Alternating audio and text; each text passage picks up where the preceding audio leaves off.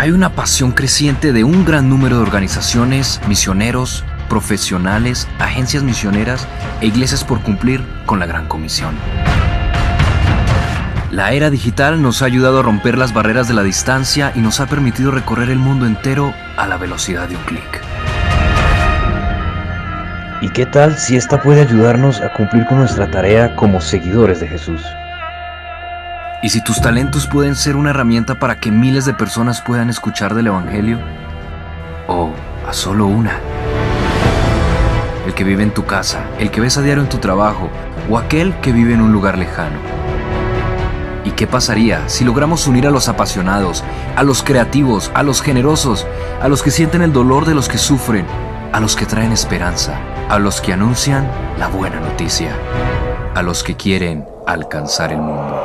Es por eso que Penguin Misiones conecta a personas, organizaciones e iglesias que quieran servir a otros con sus dones y talentos, impactando a las naciones con recursos y apoyando proyectos sociales. ¿Y aún sigues pensando que no puedes ser parte de la misión de Dios?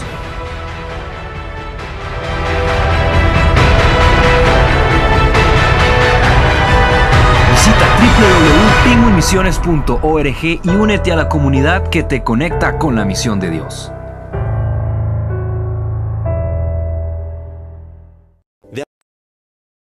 Dios dio a todas las personas una conciencia, y Él usa su ley para trabajar con esa conciencia. En esencia, esta funciona como un aliado del cristiano en la evangelización. Verás que las personas más razonables raramente admiten sus pecados, pero otros dirán sí, no, incluso negarán que se sienten culpables. Pero cuando las personas niegan sus propias conciencias, ellos cometen un gran error. Esto me recuerda a una historia sobre un ebrio y un perro pequeño. Un hombre viejo y ebrio se tambaleaba camino a su casa. Su perro fiel observaba cada uno de sus pasos mientras se acercaba a su casa. El hombre se desplomó en el piso de su sala de estar. Su perro se acurrucó a su lado esperando a que su amo despertara. De repente, en medio de la noche, el hombre ebrio despertó con los ladridos de su perro. Lo último que quería era escucharlo. Así que se levantó, tomó la silla, se la arrojó y volvió a caer. A la mañana siguiente, se despertó con una vista impactante.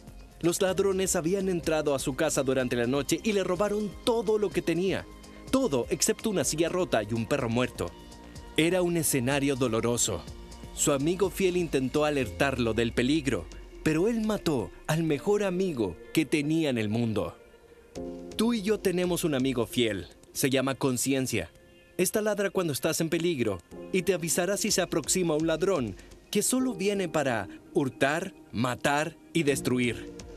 Hagas lo que hagas, no arrojes la silla al perro. Escucha esto.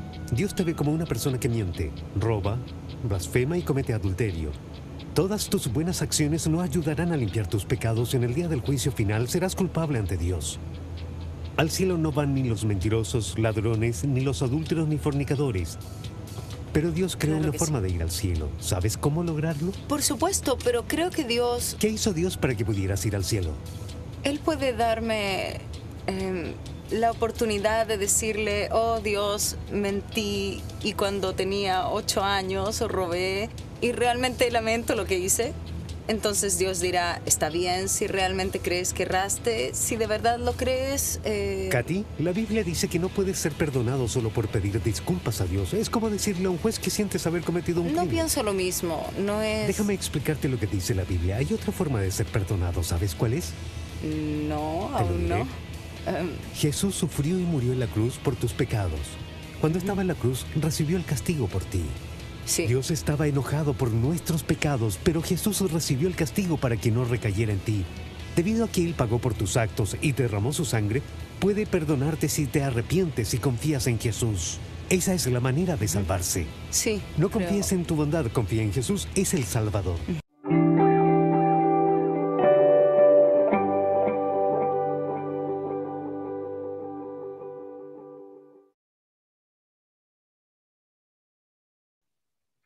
Hola, muy buenas tardes para todos. Les damos la bienvenida a nuestro tercer capítulo. Así que bienvenidos. Ani, cuéntame, ¿cómo estás el día de hoy?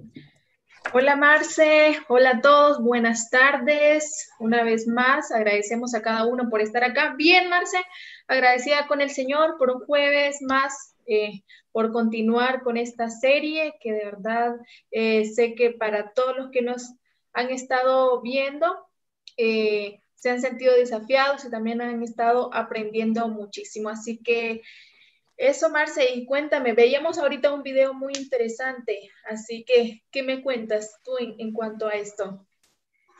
Creo que lo que me pone a pensar es una de las preguntas que tenemos acá el día de hoy. Cuando evangelizas, ¿cómo evitar el argumento en el intelecto y hablar directamente a la conciencia? Y creo que de eso vamos a trabajar hoy.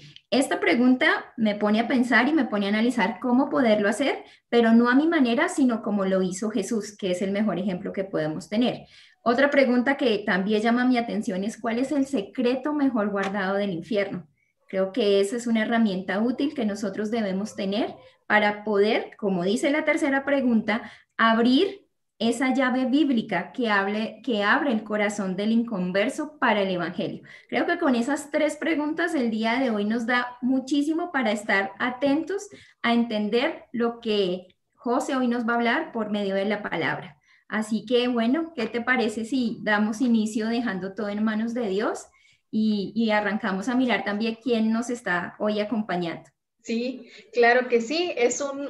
Continuamos con esta serie tan interesante. Y bueno, invitamos a los que nos están viendo, todavía estamos a tiempo de que puedan compartir el link y puedan invitar a sus amigos, puedan también ahí en Facebook y en YouTube, desde dónde nos están viendo, desde dónde están con nosotros en nuestro foro. Así que bueno, vamos a orar en este momento. Marce, ¿qué te parece? Así que Señor buen Dios, queremos agradecer este día, agradecemos este momento, agradecemos Señor porque tu palabra está acá en nuestras manos y tú, tú tienes tanto que enseñarnos a través de ella, Señor, y en este momento agradecemos porque un jueves más nos unes para poder seguir aprendiendo, para poder romper estos paradigmas que muchas veces nos permiten compartir tu palabra, Señor. Te pedimos que nos uses y que en cada lugar que nosotros estemos podamos realmente vestirnos de amor y de misericordia, poder compartir tu palabra con aquel que la necesita. Señor, oramos por este tiempo, que seas tú hablando, enseñándonos y desafiándonos.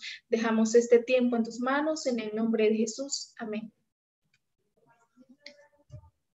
Amén, así es, que Dios nos dé ese corazón compasivo para poder compartir el Evangelio. Bueno, te cuento que aquí ya tenemos varias personas que nos están siguiendo en Face, que nos saludan. Hay varios que están, pero que nos están saludando. Está Alba Giraldo, bienvenida. Luz Rocano, Francis Yadira Fonseca.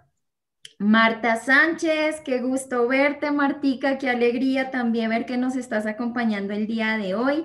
Luis Figueroa, también muchísimas gracias por unirte. Así que les pedimos que nos vayan contando de dónde nos saludan para saber cómo estamos. Bueno, acá comenzó a escribir Guillermo, Darío Guillermo, bienvenido también. Nos saluda desde Bogotá. ¿Y tú a quién tienes por el otro lado? Sí, tengo, bueno, realmente personas fieles porque están en Facebook y están en YouTube. Ellos han de pensar por si me falta en alguno, no me lo quiero perder y entonces estoy lista en el otro. Así que tengo también acá en YouTube a Albita Giraldo. Bendiciones, Albita. A Ruth Locano también dice buenas tardes. Francis, Dios les bendiga desde Honduras.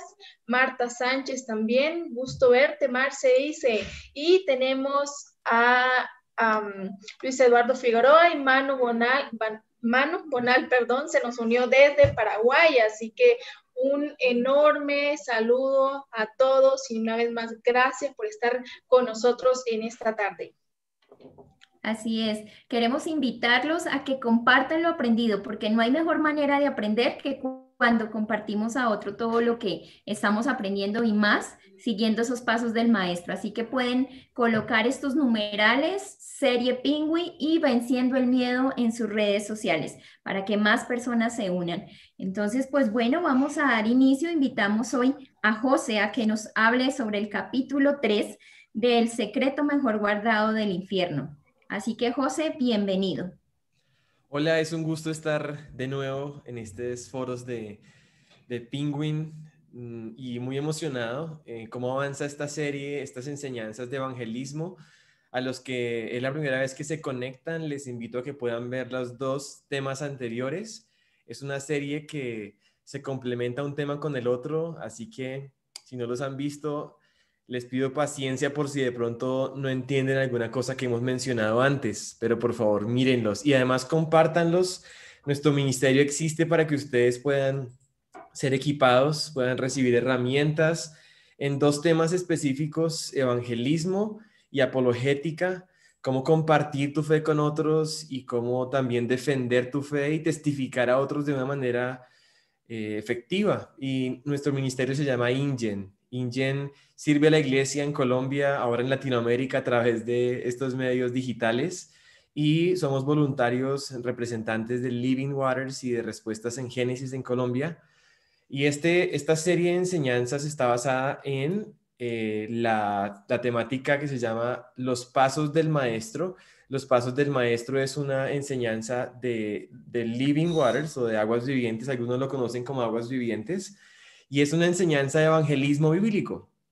Pongo esta imagen para que ustedes puedan tener una referencia del ministerio. El fundador se llama Ray Comfort y junto con Kirk Cameron ellos han hecho un programa de televisión que se llama Los Pasos del Maestro y un curso de evangelismo. Y estas 4 sesiones que vamos a ver, hoy es la tercera y el próximo jueves la cuarta, están basados en ese curso de evangelismo. Obviamente ese curso de evangelismo es más largo, tiene más interacción, actividades, guía de estudio, videos. Es para hacer en grupo en las iglesias y para que podamos ser equipados e inspirados para testificar a otros. Así que les animo también a considerar el curso de evangelismo. Es excelente, es muy bueno para que la iglesia pueda dinamizarse y pueda aprender y practicar el evangelismo. La primera sesión se llamaba Ganando compasión por otros y venciendo mi temor. Y veíamos que el evangelismo no era una tarea secundaria, sino una tarea de primera prioridad para la iglesia, porque aquel que no está en Cristo, aquel que no está en el evangelio, su destino y su final sería una eternidad en el infierno. Y por esa razón debería horrorizarnos y debería movernos la compasión y el amor en nuestro conocimiento mismo del evangelio para llevar ese mensaje a otros. También hablábamos la semana pasada que antes de hablar de evangelismo tenemos que hablar del evangelio como tal, porque el evangelismo correcto empieza con el evangelio correcto. Decía yo que probablemente esta era la sesión más importante porque hoy en día quizás estamos confundidos porque escuchamos muchas versiones del evangelio, algunas hacia el lado legalista, otras hacia el lado del antinomianismo, otras hacia el lado de la prosperidad o de la felicidad, como si eso tratara el evangelio. Así que eso es muy importante para evangelizar bíblicamente, tomar como punto de partida el mensaje correcto, que es el mensaje del evangelio. Y hoy vamos a hablar del secreto mejor guardado del infierno. Así que abróchense sus cinturones. De verdad espero que sea una bendición para todos ustedes este tema. La siguiente sesión les anticipo que va a ser muy práctica. Es como todo lo que hemos venido viendo cae y decanta en una aplicación práctica y específicamente siguiendo el ejemplo de Jesús, como él dijo, cómo fue que él hizo lo que llamamos los pasos del maestro. Así que algo importante acá es que de no ser en el evangelio no hay salvación. Y para que una persona pueda creer en el evangelio tiene que oír el evangelio, y por eso el evangelismo es un medio que Dios ha establecido a través del cual las personas se salvan. Dios salva, pero Él utiliza unos medios y uno de esos medios es el evangelismo. Leíamos en Romanos 10:9 que todo aquel que invoque el nombre del Señor será salvo, pero ¿cómo creerán? ¿Cómo invocarán a aquel en quien no han creído? Dice. ¿O cómo creerán en aquel en quien no han oído? ¿Y cómo oirán sin haber quien les predique? Y al final dice Pablo, para cerrar esa primera parte de su argumentación, dice, y así la fe viene por el oír y el oír por la palabra de Cristo. Así que el evangelismo consiste en abrir nuestras bocas para que las personas puedan oír el Evangelio, para que la palabra de Cristo sea predicada, y es la palabra de Cristo, no la nuestra, la que tiene el poder para hacer esa obra poderosa en las vidas de las personas, la que tiene el poder para traer los muertos, espiritualmente hablando, a la vida y que puedan invocar el nombre del Señor para ser salvos. Ahora, hoy vamos a hablar de una cosa muy importante, y decimos el secreto mejor guardado del infierno porque quizás ha sido una cosa que se ha olvidado, que ha quedado en el pasado reciente, en nuestros métodos de evangelismo. Y vemos que es una herramienta y una llave, por así decirlo, que puede abrir de manera poderosa el corazón y preparar el corazón de las personas para el evangelio. Veíamos en la sesión anterior que quizás a veces, como hemos sido tan influenciados por el evangelio de la felicidad, esa idea de que el evangelio es como para los que están en problemas, los que tienen necesidades, los que están en dificultades. Entonces, eso nos hacía preguntarnos, ¿el evangelio para quiénes es? Y es para todos, era la conclusión, porque todos tenemos un mismo problema que no tiene que ver con nuestra temporalidad, sino con nuestra eternidad y con nuestra condición delante de Dios. Mira lo que Jesús dijo en Lucas 5, 31 al 32. Él mismo dijo: los sanos no tienen necesidad de médicos, sino los enfermos, y yo no he venido a llamar a justos, sino a pecadores al arrepentimiento. El llamado de Jesús, el llamado del evangelio, no es a los sanos, no es a los justos, sino a los pecadores, a los enfermos espiritualmente hablando, que necesitan el arrepentimiento. No es que hubiera sanos, de hecho, porque aquellos a quienes Jesús está hablando es a los escribas, a los fariseos, que estaban murmurando contra los discípulos de por qué comían con pecadores y publicanos, porque estas personas se creían tan justos, se creían tan sanos que no necesitaban médico, se creían tan justos que no necesitaban arrepentimiento. Pero lo que Jesús está diciendo ahí es: el llamado mío es para los pecadores al arrepentimiento, es para los enfermos, los que sí necesitan al médico. Así que el evangelio es para los pecadores, para los enfermos, en el sentido en que Jesús está hablando. Pero quiero que pensemos algo: solamente aquellos que están convencidos de la enfermedad del pecado apreciarán y buscarán la cura, que es el evangelio. Pero lamentablemente muchas personas se creen justos, se creen buenos. Dice Proverbios 26 que muchos hombres proclaman cada uno su propia bondad, pero hombre de verdad, ¿quién lo hallará? Es como que naturalmente los seres humanos nos autojustificamos, nos creemos justos, buenas personas, nos decimos a nosotros mismos y a otros: yo soy una buena persona, hay otros peores que yo. Si acaso hay uno que tenga que arrepentirse, será quizás el homosexual o el adúltero, clasificamos ciertos tipos de pecados, pero pecador yo, realmente no nos consideramos, o en general las personas no se consideran pecadores. Por lo tanto, pues hablar de arrepentimiento, de arrepentirse, pues no tiene sentido. ¿De qué arrepentirse si no he hecho nada malo o nada grave? Hablarles de la noticia de un Salvador, pues no tiene sentido. Si yo ni siquiera me considero perdido, no estoy perdido como para necesitar un Salvador. Antes nos parece que Dios es demasiado injusto, es demasiado drástico. ¿Cómo va a poder Dios enviar a gente tan buena como nosotros al infierno? Y esa condición natural en la que se encuentran las personas sin el evangelio de justificación es un impedimento para que puedan entender la necesidad de un Salvador, que puedan entender su enfermedad. En esa posición de autojustificación está completamente en el lado opuesto de lo que significa ser un pobre en espíritu. Y Jesús dijo: bienaventurados los pobres en espíritu, porque de ellos es el reino de los cielos. Cuando uno está en esa posición de autojustificación, más bien se cree rico en espíritu, se cree saciado, completamente lleno. Pero un pobre en espíritu sabe que está en bancarrota espiritual, y de ellos es el reino de los cielos. O por ejemplo, Jesús dijo: bienaventurados los que tienen hambre y sed de justicia, porque serán saciados.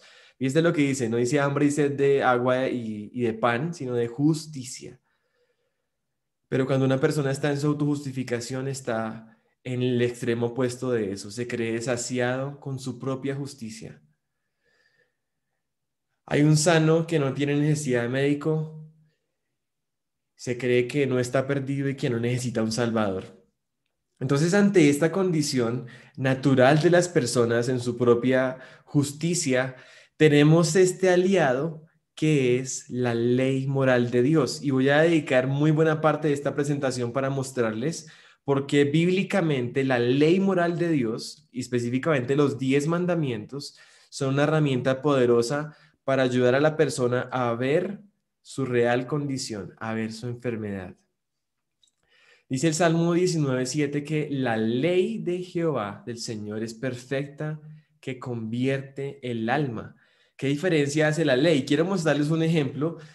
En este caso voy a utilizar una ley de tránsito para mostrarles dos situaciones en donde la ley y el conocimiento de haber infringido la ley hace una diferencia muy grande en relación a las buenas noticias. Miren esto. Caso número 1. Llegan y le dicen a esta persona, alguien ha cancelado tu multa por 50 millones de pesos por exceso de velocidad. Le trae esa tremenda noticia, pero la persona se siente un poco confundida y dice, ¿de qué estás hablando? Yo no tengo ninguna multa por exceso de velocidad. Así que fíjense en esto, la buena noticia viene a ser casi que una ofensa porque estás insinuando que yo cometí un delito cuando yo creo no haberlo cometido y básicamente es irrelevante para mí. Pero fíjense el caso número 2, si la buena noticia viene después de que te he mostrado claramente tus infracciones de la ley y las consecuencias de la infracción. Ahora viene en el segundo caso, dice, mira, hoy la ley te encontró con un radar conduciendo a 100 kilómetros por hora en un área reservada para una convención de niños ciegos. Ignoraste completamente todas las 10 señales que advertían que la velocidad máxima era 10 kilómetros por hora. Lo que hiciste fue extremadamente peligroso y la multa son 50 millones o ir a la prisión. La ley iba a ejercer su autoridad, pero aquí está la buena noticia. Alguien que ni siquiera conoces entró y pagó la deuda por ti. Eres muy afortunado. Ante esta nueva situación, ante ese efecto que la ley produce y haberte demostrado que es un transgresor de la ley y que mereces esa condena justa por lo que hiciste, entonces tiene sentido la buena noticia, la gratitud, el asombro y todo lo que vendría después al saber que alguien pagó tu multa. Fíjense la diferencia que hizo haber expuesto la ley de una manera completa y sus consecuencias. Y esto lo vemos de manera impresionante en el ejemplo del Señor Jesucristo, porque vemos que ni una sola vez el Señor dio las buenas nuevas, es decir, el mensaje de la cruz, de la gracia y la misericordia de Dios, a orgullosos, a arrogantes o a los que se justificaban a sí mismos.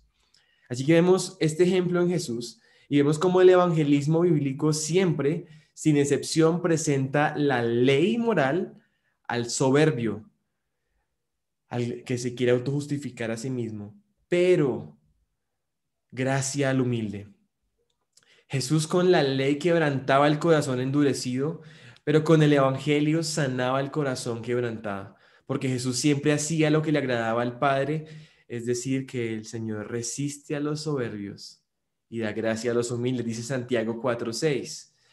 Así que veamos, quiero mostrarles 4 ejemplos, 2 ejemplos de Jesús interactuando con personas en relación a la vida eterna, 2 ejemplos de la ley al soberbio y 2 ejemplos de la gracia al humilde.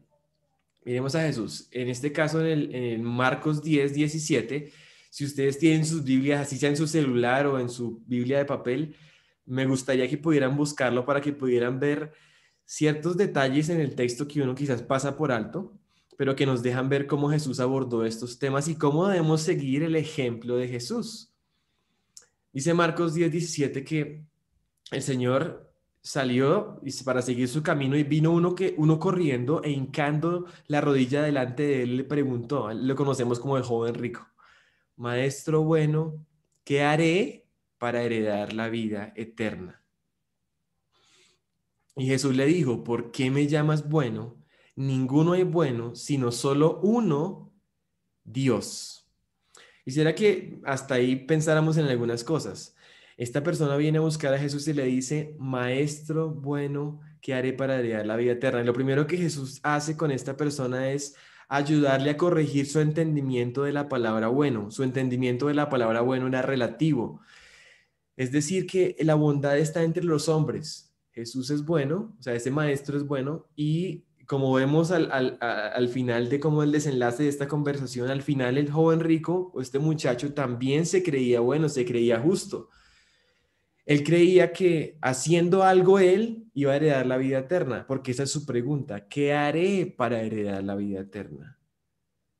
Jesús corrige su entendimiento de lo que significa bueno, es decir, que esa categoría de bueno solamente se puede aplicar a Dios, no se puede aplicar a los hombres. Así que tenemos que entender la bondad de manera no relativa a nuestra humanidad ni a nuestra conveniencia, porque siempre va a haber alguien que es relativamente más malo que yo y yo soy relativamente más bueno que esa persona, y siempre va a haber como una forma de justificarme. Pero cuando entendemos que no hay ni siquiera uno bueno, entonces estamos en el territorio necesario para entender el Evangelio. Ahora, lo interesante acá es que Jesús le dice en el versículo 19, los mandamientos sabes. ¿Cómo así? La pregunta de este joven era: ¿qué haré para heredar la vida eterna? O sea, ¿qué hago para ser salvo? Porque Jesús no le dice: cree en mí y sígueme. Porque Jesús no le dice: yo soy el Mesías. ¿Por qué Jesús le pone los mandamientos? ¿Acaso somos salvos por cumplir los mandamientos? No, la razón por la que Jesús está poniendo los mandamientos ahí, dice los mandamientos sabes, es precisamente por la actitud y la condición en que este hombre vino a buscar a Jesús, queriendo justificarse a sí mismo y creyendo que él tiene que hacer algo para heredar la vida eterna. La respuesta de Jesús es: bueno, si tú tienes que hacer algo, o sea, ¿qué haré para heredar la vida eterna? Esto es lo que tienes que hacer: ser perfecto. Los mandamientos sabes: no adulteres, no mates, no hurtes, no digas falso testimonio, no defraudes, honra a tu padre y a tu madre. Jesús le está mostrando varios mandamientos que tienen que ver con otros. No adulteres, no mates, no hurtes, no digas falso testimonio, no defraudes, honra a tu padre y a tu madre. Y la respuesta que este hombre tenía que haber dado era: Señor Jesús, esto es imposible de cumplir. Entonces, ¿cómo alguien puede ser salvo? Como en algún momento Pedro le dijo a Jesús, los discípulos le dijeron. Esa es la respuesta que todos deberíamos dar ante la realidad de nuestra condición y la realidad de ser perfectos para ser herederos de la vida eterna. Esa es la gran pregunta que deberíamos hacer. Entonces, ¿quién puede ser salvo? Es imposible si esto depende de los mandamientos. Pero ¿saben qué? La respuesta de este hombre fue completamente lo opuesto: la autojustificación. Y le dijo: todo esto lo he guardado desde mi juventud. Seguramente era una persona justa en términos humanos, pero ¿qué persona podría en esta tierra cumplir todos estos mandamientos sin haber faltado ninguna vez y haberlos cumplido de manera perfecta? Eso es imposible. Él se estaba justificando a sí mismo, y en el versículo 21 lo que me impresiona es que dice que Jesús, mirándole, le amó. Es decir, que Jesús, lo siguiente que le va a decir, lo que él le ha dicho, es como consecuencia de su amor hacia él. Así que fíjense que el amor muchas veces implica confrontar a las personas con sus suposiciones erróneas sobre sí mismos y quizás hacerlos sentir mal. Jesús le dijo: una cosa te hace falta. Anda, vende todo lo que tienes, dalo a los pobres y tendrás tesoro en el cielo, y ven y sígueme tomando tu cruz. Pero él, afligido por esta palabra, se fue triste porque tenía muchas posesiones. Entonces Jesús, mirando alrededor, dijo a sus discípulos: cuán difícilmente entrarán en el reino de Dios los que tienen riquezas. Jesús ahora está sacando la esencia del primero y el segundo de los mandamientos, que es: no tendrás dioses ajenos delante de mí, no te harás ídolos. Y lo está poniendo, primero le puso el obstáculo en este lugar y él dijo: todo esto lo he cumplido. Y ahora el Señor le pone el siguiente obstáculo de la ley en el lugar más alto. a lo que él simplemente se va triste. Yo digo, ¿por qué Jesús fue tan fuerte y tan radical? ¿Por qué no le dijo, oye, espérate un momento, fui muy fuerte contigo, no te vayas? No te vayas triste, sígueme y me vas a ir entendiendo, vas a ir comprendiendo las cosas a medida que vayamos estableciendo una relación, entonces vas a ir entendiendo cómo es esto. Jesús no hizo nada de eso. La ley al soberbio. La ley, los 10 mandamientos. Y eso habría quebrantado su corazón y habría preparado su corazón para quedarse reflexionando. Entonces, ¿acaso cómo ese es el llamado del Evangelio? ¿Cómo es de radical el llamado de Jesús? ¿Y en qué justicia debería basarme o basarse mi vida para heredar la vida eterna? Y hubiera encontrado las respuestas en el mismo Jesús, pero desde un corazón humilde. Y la respuesta sería el Evangelio y la salvación por gracia. Ahora veamos otro ejemplo. Vamos a ir más rápido. Este es un experto en la ley en Lucas 20, 25 al 37. Y lo interesante acá es que en esta historia de esta persona conocemos muy bien lo que Jesús le respondió, porque ahí está la historia del buen samaritano. ¿Quién es mi prójimo?, preguntó este hombre, pero quisiera que ustedes leyeran cómo inicia esta conversación y por qué Jesús dice esta parábola del buen samaritano y por qué cómo Jesús utiliza la misma estrategia con el soberbio, con el que quiere justificarse a sí mismo y le pone en su estándar más alto las demandas de la ley moral. Lucas 10:25 dice, he aquí un intérprete de la ley se levantó y le dijo para probarle. Mira la intención de este hombre hacia Jesús. No era de humildad, sino era para probarle. Maestro, ¿haciendo qué cosa heredaré la vida eterna? ¿Le suena parecida esa pregunta? Es la pregunta del millón. ¿Haciendo qué soy salvo? Y Jesús, ¿por qué lo mismo no le dijo, yo soy el camino, la verdad y la vida? ¿Por qué no le dijo, cree en mí porque yo soy el Mesías? Jesús le responde ante esta pregunta de altivez y de orgullo y de autojustificación. Él le dijo, ¿qué está escrito en la ley? Jesús otra vez pone la ley enfrente de él. ¿Cómo lees? Y aquel hombre le respondió, amarás al Señor tu Dios con todo tu corazón, con toda tu alma, con todas tus fuerzas, con toda tu mente y a tu prójimo como a ti mismo. Y le dijo, bien has respondido, haz esto y vivirás. Pero mira la respuesta que él debió haber dicho a Jesús de nuevo era, Señor, pero ¿acaso quién puede cumplir esta ley de manera perfecta para heredar la vida eterna? ¿Cómo es posible esto?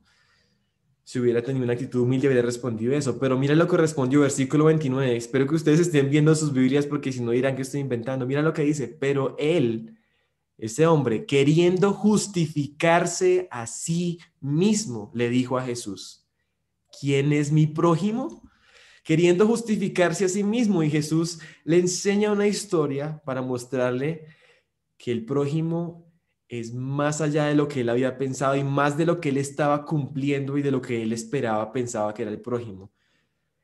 ¿Y qué queda demostrado ahí? El Señor le está mostrando el alto estándar y mostrando que él no está cumpliendo. Pero lamentablemente estos hombres siguen en su altivez. No queda registrado qué pasó después con ellos, pero el Señor, fíjense lo que usa, la ley moral al soberbio. Ahora miremos otros dos casos de personas que vienen a Jesús con una actitud muy diferente, no para probarlo, ni queriendo justificarse a sí mismos, sino vienen en humildad, queriendo escuchar de Jesús, reconociendo quién es Él.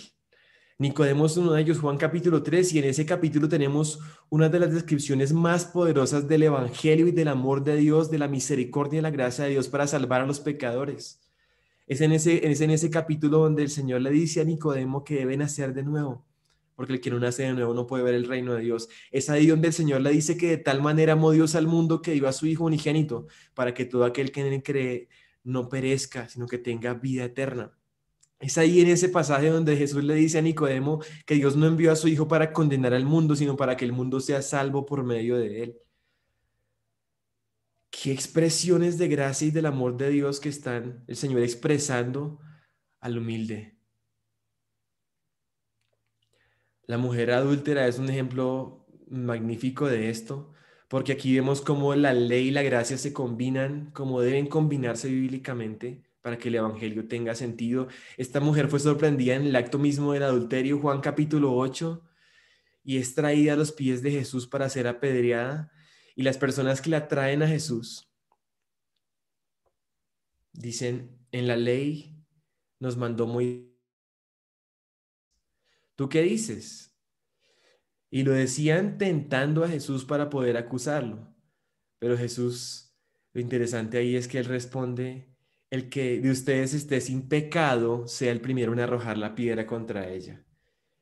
¿Y saben qué pasa con estas personas? Dice versículo 9, Juan 8:9, pero ellos al oír esto, acusados por su conciencia, salían uno a uno conversando desde los más viejos hasta los más jóvenes. Y quedó solo Jesús y la mujer que estaba en medio. Es decir, la ley con sus demandas reales, justas y santas de Dios, porque esta mujer, si estaba en adulterio, merecía morir, porque la paga del pecado es muerte.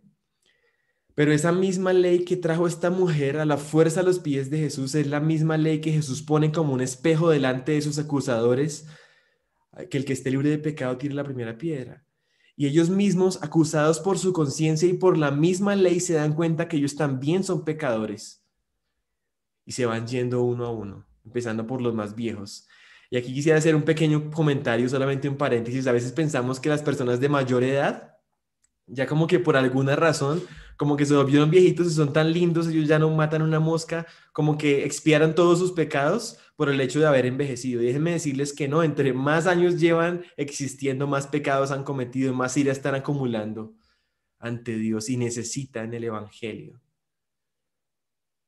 Entonces, quiero que ustedes vean cómo termina esta historia que empieza con las demandas de la ley, que trae a esta mujer a los pies de Jesús, la arroja a la fuerza a los pies de Jesús y la deja preparada para la gracia. Ella merecedora de que Jesús la condene también. Pero Jesús, ¿saben qué hace? Le dice, mujer, ¿dónde están los que te acusan? ¿Ninguno te condenó? Y ella dijo, ninguno, Señor. Entonces Jesús le dijo, ni yo te condeno, vete y no peques más. La respuesta de Jesús al humilde, al quebrantado espiritualmente, al pobre en espíritu, al pecador, al enfermo espiritual, es la misericordia y la gracia. Ese es el poder del Evangelio. Así que vemos que Jesús mismo nos está mostrando en estos casos, y podemos seguir mirando esos casos en el Nuevo Testamento y cómo está conectada la ley, pero quisiera hablar de algo y es la función de la ley, saliéndonos de los evangelios. Y es claro que la ley bíblicamente es aquella que Dios ha puesto para que nos dé conocimiento del pecado. Mira lo que dice Romanos 7:7. ¿Qué diremos pues? ¿La ley es pecado? En ninguna manera, pero yo no conocí el pecado sino por la ley, porque tampoco conociera la codicia si la ley no dijera, no codiciarás. La ley moral de Dios estoy hablando. Hay que distinguir algo y es que en la ley del Antiguo Testamento había ley ceremonial, una ley civil y también una ley moral. La ley moral sigue siendo vigente y es a la que nos estamos refiriendo. Esta ley dice, ya que por las obras de la ley ningún ser humano será justificado delante de Dios, porque por medio de la ley es el conocimiento del pecado. Romanos 3:20. Mira lo que dice 1 Juan 3:4. Todo aquel que comete pecado infringe también la ley, pues el pecado es infracción de la ley. El pecado, de hecho, está definido como infracción de la ley según la Biblia. Y quiero que pensemos algo acá. Yo no estoy enseñándoles moralismo ni que tenemos que ahora entonces cumplir la ley para ser salvos y que ustedes tienen que empezar a predicar la ley para que la gente cumpla la ley y sea salvo. Por favor, no vayan a hacer eso. Si hacen eso estarían cometiendo una herejía usando la ley legítimamente. La ley no nos justifica. La ley no nos ayuda. La ley solamente nos muestra cuán pecadores somos. La ley nos condena. La ley nos mata, como decía Pablo. La ley nos deja muertos. Nos deja entender nuestra condición y nos prepara para la gracia. Y quiero que vean esto, no solamente la ley nos da conocimiento de pecado, sino que además de eso le pone una lupa a nuestro pecado y lo hace abundar. Porque la ley se introdujo para que el pecado abundase. Pero miren esto, cómo está conectada la ley, el hecho de que el pecado abunde con la gracia. Porque más cuanto el pecado abundó, sobreabundó la gracia. ¿Ven esa conexión entre la ley y la gracia? Una conexión bíblica. Además de eso, la ley no solamente aplica para los judíos. Quizás ustedes dirán, bueno, los que creen en la Biblia, los cristianos serán los que van a prestarle atención a la ley, pero la Biblia nos habla claramente que esto es una ley que deja a todo el mundo bajo el juicio de Dios, a toda boca cerrada, a todos convictos delante de Dios. ¿Por qué? Porque es una ley que está escrita en nuestros corazones. Dice ahí Pablo en Romanos 2:15, dice que cuando los gentiles que no tienen la ley, o sea, los no judíos, hacen por naturaleza lo que es de la ley, estos, aunque no tengan la ley escrita como los judíos, son ley para sí mismos, mostrando la obra de la ley escrita en sus corazones, dando testimonio su conciencia y acusándoles o defendiéndoles sus razonamientos. Si ustedes vieron el video de la primera parte de esta presentación, vimos cómo la conciencia juega un papel importantísimo porque la ley está escrita en los corazones de cada persona. Nosotros, por el hecho de haber sido creados a la imagen de Dios, tenemos una conciencia y podemos distinguir entre el bien y el mal, siendo cristianos, judíos o quien sea que seamos. Así que la ley podemos utilizarla como un aliado a nuestro favor y podemos, de hecho, cuando hablamos a la conciencia de la persona, es decir, cuando aplicamos la ley de Dios, estamos haciendo una especie de esquivar el intelecto de las personas, porque en el intelecto va a haber una cantidad de argumentos y de razonamientos en contra y te vas a quedar enredado evangelísticamente hablando de la Virgen María, hablando de una cantidad de cosas digamos que en el intelecto y que te van a impedir llegar a dar testimonio. Te vas a enfrascar, pero si tú evitas el intelecto o circunnavegas el intelecto y vas directo a la conciencia aplicando la ley moral de Dios, ahí no hay argumento en contra. Tienes un aliado a tu favor a la hora de evangelizar, que se llama la conciencia.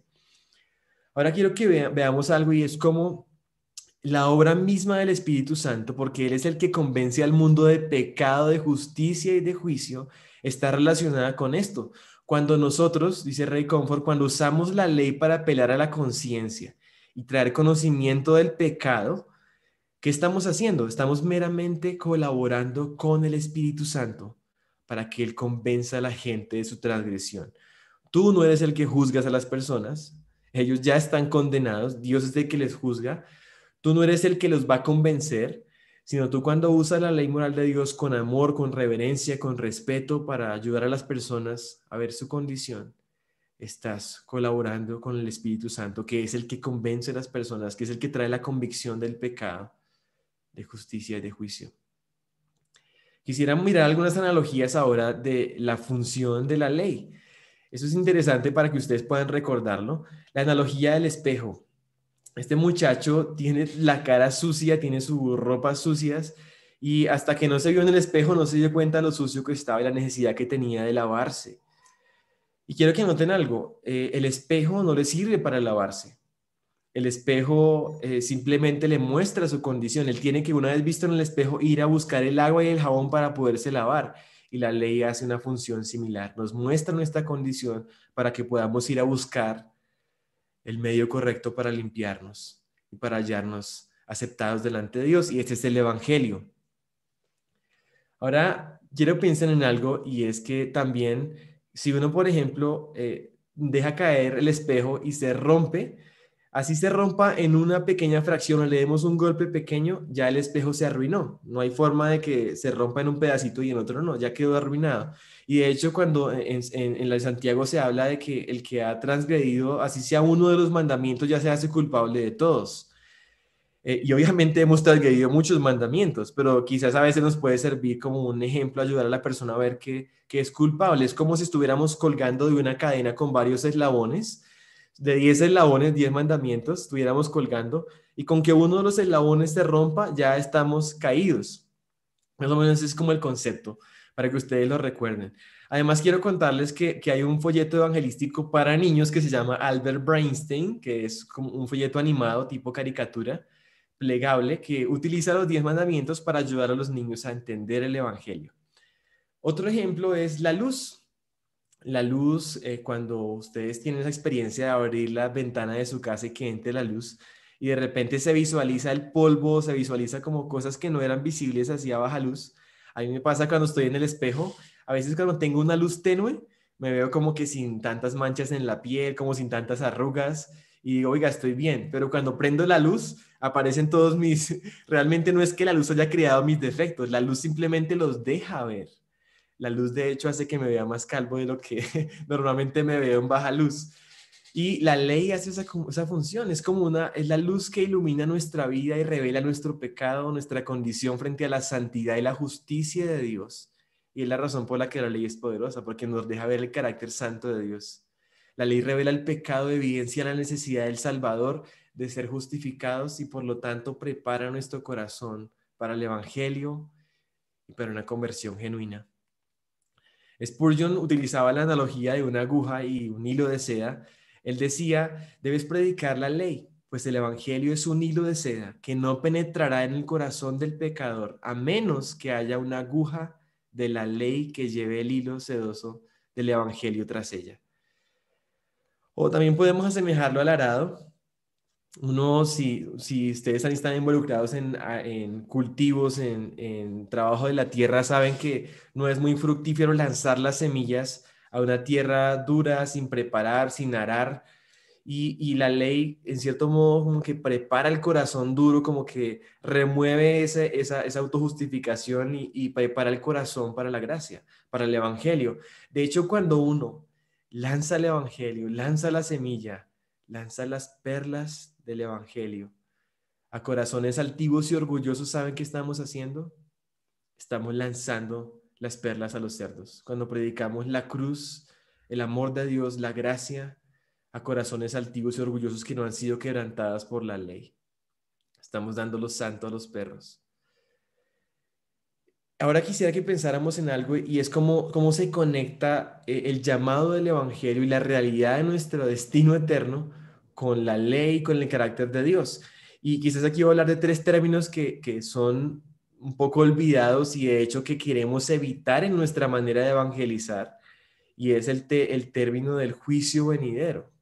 A veces no mencionamos el juicio venidero, casi nunca, porque nos da pues temor a asustar a la gente o ofenderlos o hacerles pensar que Dios es demasiado drástico. Pero miren esto. La razón por la que Dios manda a todos los hombres en todo lugar a que se arrepientan es porque Él ha establecido un día en el cual juzgará al mundo con justicia. Hay una realidad del juicio venidero, y esta realidad del juicio venidero se hace entendible cuando entendemos la realidad de la ley, de la santidad de Dios y de nuestra transgresión. La ira de Dios, otra cosa que nos pone los pelos de punta que preferiríamos ni siquiera mencionar. Pero mira lo que dice Primera de Tesalonicenses 1:10. ¿Para qué vino el Hijo del Hombre? Jesús, el que vendrá de los cielos, el cual resucitó de los muertos, a Jesús, quien nos libra de la ira venidera. Es una realidad y es una de las razones del evangelio, librarnos de la ira de Dios o del infierno mismo. Haber abandonado la ley ha producido que sea casi inconcebible pensar en el juicio presente, en un juicio futuro, en el infierno, en la ira de Dios. Y en vez de eso nos pone frente a un Dios que parece tirano e injusto y un evangelio ilógico en donde se promete el cielo pero ni siquiera se menciona el infierno. La ley moral de Dios en el evangelismo pone todas estas cosas en su lugar, en el lugar que le corresponde, en el lugar bíblico que necesitan tener a la hora de testificar. Y quizás aquí ustedes dirán, uy, no, ya me cansé, está demasiado fanático, hablando de infierno, hablando de juicio venidero, hablando de la ley moral, hablando de la ira de Dios. Y entonces el amor de Dios, ¿dónde queda? La gente va a salir asustada, va a salir corriendo. ¿Dónde queda el amor de Dios? Y creo que cuando realmente entendemos nuestro pecado y sus consecuencias delante de un Dios justo y santo, el amor de Dios queda en el lugar más sublime, en el lugar que tienen que tener, y es en la cruz, en donde el amor de Dios y su santidad y su justicia se reconcilian en un único hecho, y ese es el evangelio. Dice Romanos 5:8, unos versículos antes, dice Dios, porque Cristo cuando aún éramos débiles, a su tiempo murió por gente mala. Uno por un justo, con todo pudiera ser que alguno osara morir por un bueno, pero Dios muestra su amor para con nosotros. Dios muestra su amor para con nosotros. ¿En qué? En que siendo aún pecadores, Cristo murió por nosotros. Ahí queda el amor de Dios. Por eso entendemos ahora sí dónde queda la gracia de Dios y por qué es gracia, porque nosotros no merecemos sino el infierno, no merecemos sino ser objetos de la ira de Dios, no somos más sino hijos de ira. Pero qué gracia tan incomprensible a nuestra mente y qué amor tan incomprensible de Dios al hacer lo necesario y lo suficiente para nuestra salvación, no basado en nuestras obras, sino basado en sus méritos, en su vida perfecta, en la obra del Señor Jesús en nuestro favor, lo que hablamos en la sesión anterior del Evangelio. Ahora, puesto que la ley moral es importante para el evangelismo, es importante para la conversión misma, es importante aún para un proceso de santificación nuestro, no para ser salvos, vuelvo y repito esto, jamás crean ustedes que somos salvos por la ley, por cumplir la ley. Ni jamás pidan a alguien eso porque estarían siendo unos legalistas, estarían fallando al evangelio, un anatema, como dice Pablo en Gálatas. Pero puesto que la ley es importante y tiene su lugar dentro del evangelismo, prepara el corazón para la gracia, hace abundar el pecado y nos muestra que necesitamos un médico, que necesitamos un cirujano, un salvador, porque estamos perdidos. Entonces, ¿por qué no nos aprendemos los 10 mandamientos? Yo sé que muchos de nosotros no sabemos quizás el gran mandamiento y el segundo, que está en el Nuevo Testamento, de amar al Señor tu Dios con todo tu corazón y al prójimo como a ti mismo, y ahí se resume toda la ley y los profetas, y eso es cierto, pero entrar a los 10 mandamientos nos ayuda a abrir el abanico de las posibilidades y realmente a ver de manera muy puntual a nosotros mismos y ayudar a otros a verse frente al espejo. Así que tomemos una visita al espejo de la ley moral y aprendámonos los mandamientos. Estos mandamientos que les voy a mostrar están hechos en imágenes y estas imágenes les ayudan a memorizarlos. Los niños son unos duros memorizándose estos mandamientos con imágenes, así que ustedes hoy tienen que salir de esta charla sabiéndose los 10 mandamientos de memoria con estas imágenes. Así que fíjense muy bien en la imagen y memoricen el mandamiento. El número 1, esa medalla se le da al que llegó en el primer lugar, al que se para en el primer lugar en el podio. Y déjenme decirles algo, el primer mandamiento dice, no tendrás dioses ajenos delante de mí. Es decir, no debe haber otro que tenga ese lugar número 1, sino solamente Dios en nuestra vida. Así que no tengas dioses ajenos delante de mí. Él tiene el primer lugar. Mandamiento número 1. Mandamiento número 2. Y este tiene que ver con Dios también. No te harás ídolos. Y miren a este hombre, está arrodillado ante un ídolo, una luna que él hizo con sus manos. Y le está dando culto y tiene la forma de un número 2 que nos ayuda a recordar este mandamiento. No te harás ídolos, ni ninguna imagen, ni adorarás a cualquier cosa que no sea Dios. Aún quisiera aquí hacerles notar algo, porque eso nos ayuda a ayudar a las personas a entender su idolatría. Porque no solamente un ídolo es algo que tú haces con tus manos o algo físico a lo que brindas culto como Dios, sino también a una imagen que tú te hiciste en tu mente, un Dios a tu manera, a tu conveniencia, un Dios falso, un ídolo, un Dios que te conviene o un Dios que no existe, por ejemplo. Hay muchas formas de idolatría en nuestra mente.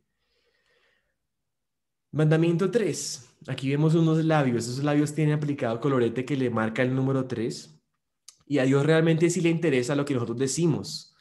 Dios creó los labios y sobre todo le interesa lo que decimos respecto a Él, porque Dios es santo, dice que su nombre es santo y por eso el tercer mandamiento también tiene que ver con Dios.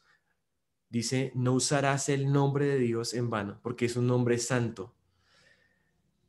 Y el Señor no tendrá por inocente al que use su nombre en vano, al que blasfeme.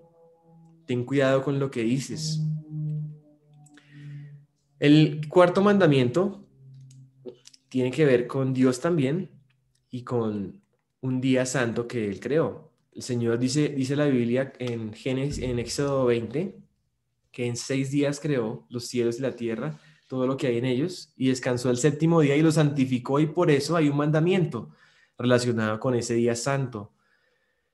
Guardar el día de reposo para santificarlo. Y aquí tenemos una Biblia con un número 4 en telaraña, Y esa Biblia está tan descuidada que nunca van a la iglesia, no hay no se guarda el día de reposo como Dios ha querido, como un día santo, y está olvidada y descuidada. Así que recuerda el cuarto mandamiento: guardar el día de reposo para santificarlo. El quinto mandamiento, de aquí en adelante empezamos con mandamientos que tienen que ver con otros, o sea, son horizontales en un sentido. Los anteriores son mandamientos verticales que tienen que ver directamente con Dios y con su santidad.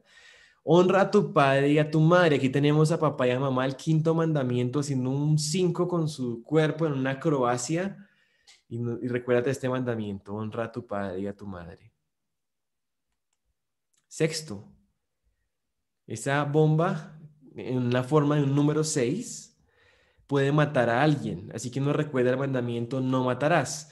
Y aquí importante decir que Jesús dijo que este mandamiento tiene un significado más profundo en relación a nuestras intenciones en el corazón, no solamente a nuestras acciones al matar a alguien, sino Jesús dijo: oíste que fue dicho no matarás, pero yo os digo, el que insulta a otra persona, a su hermano, el que le dice fatuo, el que odia a otra persona es culpable de homicidio. Así que Dios ve el odio como homicidio en el corazón. ¿Has odiado a alguien? Acuérdate de verte en el espejo a medida que avanzamos por los mandamientos. Y la intención aquí no es que intentes justificarte, sino que reconozcas tu pecado y entiendas por qué necesitas arrepentirte y creer en Cristo.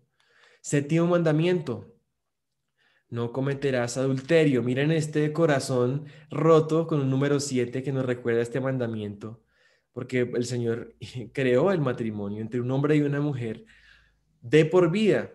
Así que cualquier relación entre un hombre y una mujer que sea fuera del matrimonio, bien sea antes o después, o bien sea si es entre hombre y mujer, una distorsión del orden creado por Dios, es una violación a este mandamiento.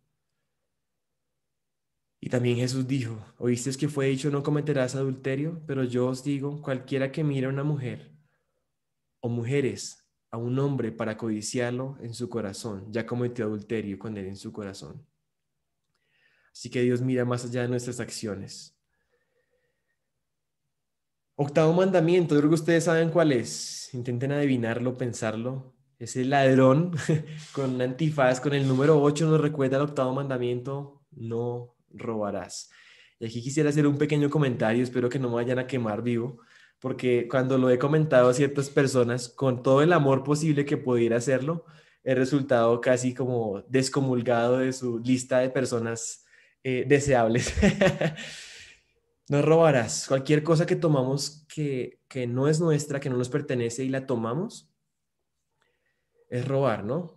Y hoy en día hay una forma en que muchos lo cometen, pero quizás no somos conscientes, y tiene que ver con la piratería.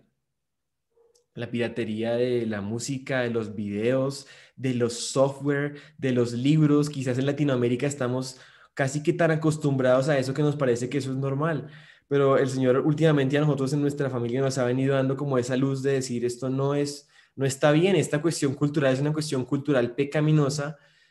Y definitivamente creo que los cristianos muchos necesitamos en nuestro proceso de santificación, si es que estamos en Cristo, necesitamos arrepentirnos de este pecado en muchas de esas facetas y aprender a respetar la propiedad ajena, la propiedad intelectual, los derechos de autor, y pagar por lo que debe pagarse. No robarás. Noveno mandamiento. Aquí tenemos a serpiente enrollada en forma de 9, nos recuerda el mandamiento: no mentirás, esa lengua mentirosa, la serpiente que engañó a Eva en el Edén, el padre de mentira, el diablo. Y cuando uno miente, realmente está transgrediendo lo mismo el carácter de Dios. No mentirás. Cualquier tipo de falta a la verdad, exageración, media verdad, es una violación a este mandamiento. No dirás falso testimonio, dice en Éxodo 20. Y el 10, una puerta con una persona, un número 1, y el 0, el anillo, nos recuerda el mandamiento: no codiciarás. Es el último. Y ahí él da una lista en Éxodo 20 de cosas que uno podría codiciar. Pero imagínense cualquier cosa que uno pudiera codiciar. Cualquier cosa que tú quisieras de otro porque estás infeliz con lo que tienes. cualquier cosa que te quita el contentamiento que deberías tener con lo que Dios te ha dado y te hace ser ingrato y estar deseando y infeliz por lo que no tienes y lo que tienen otros, la codicia.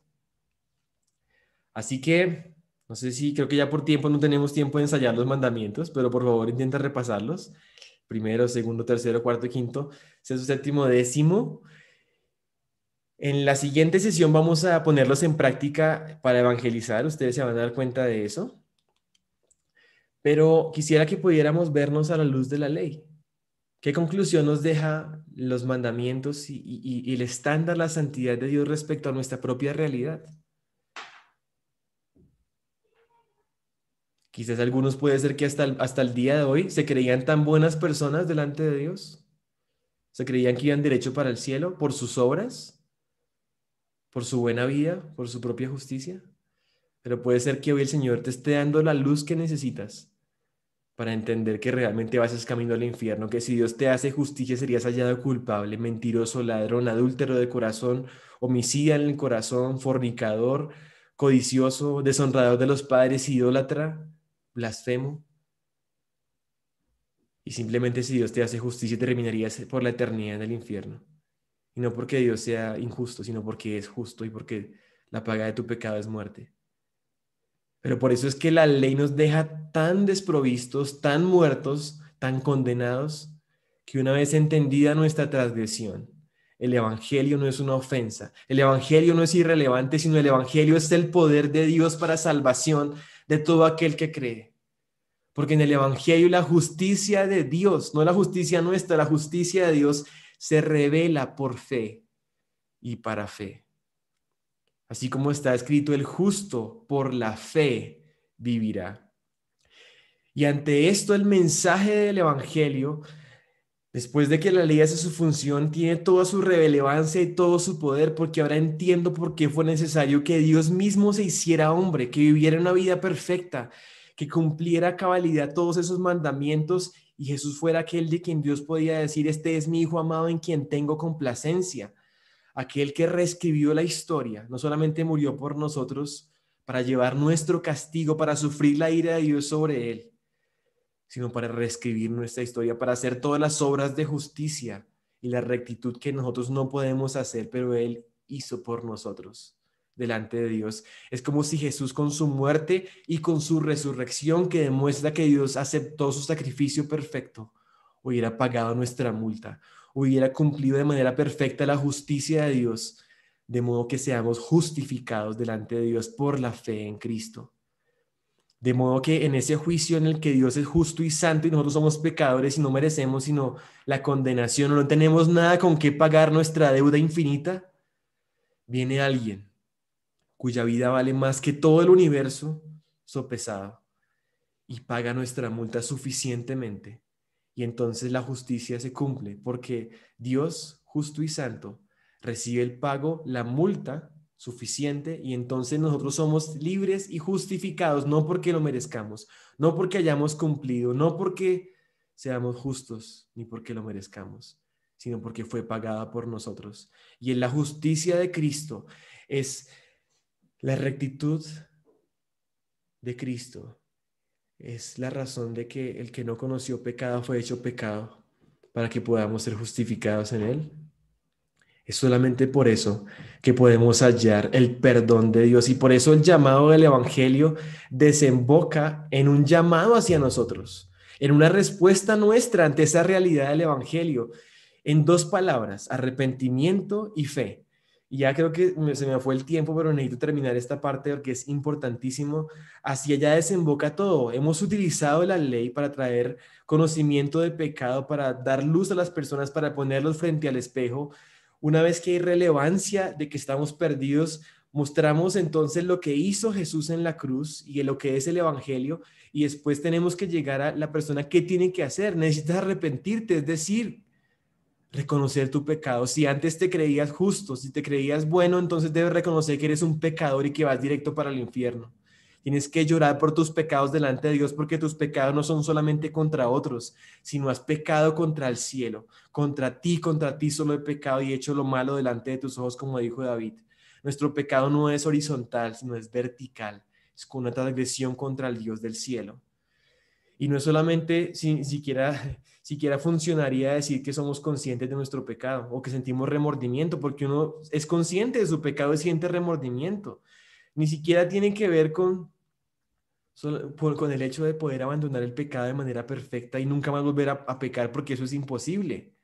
Pero sí implica un cambio de mente, metanoia, arrepentimiento en relación a mí mismo, cómo me veo a mí mismo, ahora sí verme realmente como soy delante de Dios, un pecador necesitado del Evangelio. Y en relación a la obra de Cristo en mi favor, quizás antes de haber entendido el Evangelio, de haber escuchado el Evangelio, pensaba que Cristo era simplemente un maestro más, uno más de esas religiones, o quizás que ni siquiera existió. Pero ahora veo a Cristo de una manera distinta, como mi Salvador. Y pongo mi fe en Él, es decir, pongo mi confianza en Él como mi Salvador. Y no solamente es creer en Cristo como un personaje histórico, porque los demonios mismos creen y tiemblan ante Cristo. Y quisiera dar este ejemplo del paracaídas. El paracaídas no sirve de nada si tú sabes que te puedes salvar cuando saltes de un avión. No sirve de nada si tú lo dices y lo confiesas, si se lo dices a otros, si lo crees y lo declaras. Pero si tú no tienes puesto el paracaídas, de nada te sirve. Necesitamos vestirnos de la justicia de Cristo, dar ese paso, esa respuesta de fe y de confianza en el Salvador. Despojarnos de todas esas obras en las cuales hemos confiado, en la religión en la cual hemos confiado, en cualquier cosa que hemos confiado, que no sea Cristo, y aferrarnos al Salvador. Y quisiera terminar resumiendo esto que sucedió en la cruz con este ladrón que estaba al lado de Jesús en la cruz. Porque él hizo esas dos cosas, arrepentimiento y fe, que fue suficiente para su salvación. Fe en Cristo. Este hombre está muriendo a causa de sus pecados en esa cruz, muriendo a causa en manos de jueces humanos. Y él reconoce que es un pecador. El primero de los ladrones dice: Jesús, si tú eres el Hijo de Dios, sálvate y sálvanos. Muchos de nosotros quizás tenemos una actitud desafiante hacia Dios, diciéndole: Jesús, si tú eres Dios, Dios, si tú eres Dios, ¿por qué pasa esto en el mundo? ¿Por qué no haces algo? ¿Por qué me pasó esto a mí? Haz algo si eres Dios. Y ante este tipo de actitud, distante ante Dios, o aún algunos podemos decir: aquí estoy, yo no necesito ni siquiera a Dios, yo soy tan justo y tan bueno. Jesús no respondió absolutamente nada. Dios resiste a los soberbios. Pero mira el otro hombre lo que dice: ¿tú cómo te atreves a hablarle a este hombre así? Le dice el otro ladrón a su compañero ladrón: nosotros estamos muriendo por justa causa. Pero este hombre no ha hecho nada malo, refiriéndose a Jesús. Este hombre, este ladrón, está reconociendo que él es un pecador en lugar de poner a Dios como si Dios fuera el culpable. Él sabe que él es el culpable, que él es el pecador. Y ahora, ¿saben qué hace? Levanta su mirada o la mira hacia el lado donde Jesús está y ve a Jesús. Hace un cambio en su mirada hacia Jesús, respecto de sí mismo, y ahora hacia Jesús. Y ve a Jesús no como un maestro, ni como un mártir, ni como un buen hombre, ni como un rebelde religioso, ni como un hombre, sino él ve a su Salvador, porque él le dice: Jesús, acuérdate de mí cuando vengas en tu reino. Acuérdate de mí cuando vengas en tu reino. Acuérdate de mí cuando vengas en tu reino. Mira cómo él sea persona de Jesús como su Salvador, no como ese Jesús de todos. Es mi Salvador, el que vendrá en su reino, el Mesías, aquel que me puede salvar, no de esta muerte física, sino de mi muerte eterna. Y esa es la actitud que todos necesitamos tomar hacia Jesús. Esa es la fe y el arrepentimiento que necesitamos ante la realidad del Evangelio. Y es la respuesta de Jesús lo más asombroso. Jesús le responde: hoy mismo estarás conmigo en el paraíso. Ese es el poder del Evangelio, ese es el poder de la gracia y del amor de Dios. Nuestro único aporte a todo esto son nuestros pecados, si es que crees que puedes aportar con algo. Porque Dios es el que ha provisto todo lo demás suficientemente y de manera perfecta en Cristo. Así que les animo primero a ustedes a apasionarse por el Evangelio, a asegurarse que ustedes mismos son salvos, que ustedes mismos se han arrepentido y han creído en Cristo. Y asegurarse de que este Evangelio sea escuchado por cada persona que ustedes conocen, porque fuera del Evangelio no hay salvación. porque fuera de Cristo no hay salvación. Así que no se pierdan la siguiente sesión de esta charla, no se pierdan tampoco las anteriores si no las han visto, y seguimos adelante. Así es, José, muchísimas gracias. Creo que hoy se tocó un tema muy interesante, un tema que nos pone a pensar y ante todo un tema que nos lleva a entender que el arrepentimiento y la fe es lo que nos da la salvación. Así que los invitamos a la próxima serie, ya es la última, para que no lo pierdan. Muchas gracias a los que nos acompañaron el día de hoy y nos vemos el próximo jueves. Chao, chao.